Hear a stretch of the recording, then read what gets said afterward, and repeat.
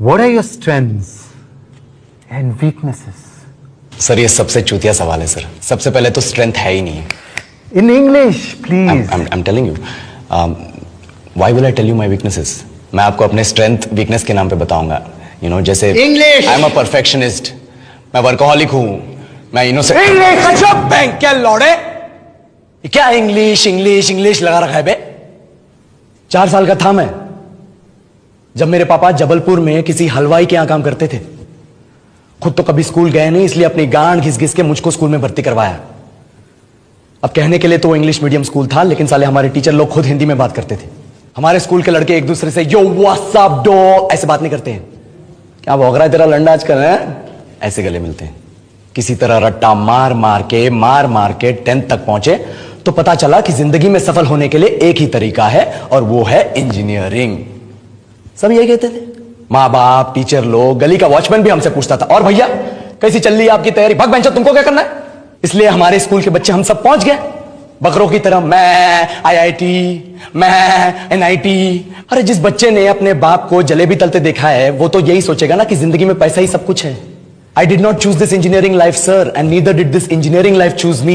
It was shoved down my throat by my teachers while my hands were tied to my back by my friends and my parents watched in silence. और English सुनेगा तो मादरचोद तो सुन। 10th के बाद 2 साल लग गए इस कॉलेज में घुसने के लिए, कोचिंग में निकाल दिए। ना कुछ खेले ना कुछ सीखे, और 2 साल बाद जब यहां पहुंचे तो पता चला कि बड़े शहरों के कॉन्वेंट स्कूल के पढ़े बच्चे जब अंग्रेजी में बात करते हैं तो मरे हुए फूल भी खिल उठते हैं। आहा, हवा में ऑक्सीजन की मात्रा बढ़ जाती है इनकी अंग्रेजी सुन के। और पूरे कॉलेज की लड़कियां इन इंग्लिश स्पीकिंग लड़कों को अपना जीवनसाथी.com मान चुकी है। तुझे क्या लगता है? मुझे कभी लगा नहीं कि मैं अपनी अंग्रेजी पे काम करूं, अपने पर्सनालिटी पे काम करूं। बहुत लगा। ये चूतिया इंडस वैली सिविलाइजेशन का जो एजुकेशन सिस्टम बिठा के रखे हो, जिसमें हर साल में 10 सब्जेक्ट, हर सब्जेक्ट में theory, practical, viva, lab work, external, internal, majors, minors, assignment, project, thesis, गांड मार के रख लिया हमारी। महीनों तक नहाना भूल जाते हैं हम लोग, और फिर हमारा परसेप्शन बना देते हो कि हम ऐसे ही रहना चाहते हैं। अब इस साल में एक बार कल्चरल फेस्टिवल आता है, एक बार, उसके लिए भी प्रोफेसर से भीख मांगनी पड़ती है। अरे बिना इंग्लिश बोले, बिना लड़कियों से बात किए कौन गांडू रहना चाहता है वैसे?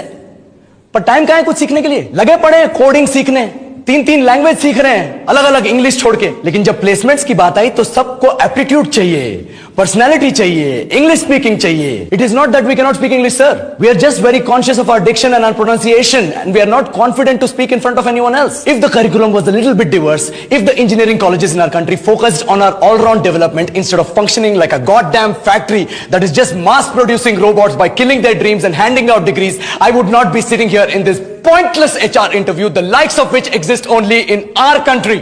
ये लो सर, बोल दिया मैंने 4 और लाइन अंग्रेजी में। अब बताइए,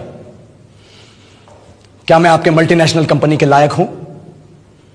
Do I have the potential to be a slave of your esteemed organization?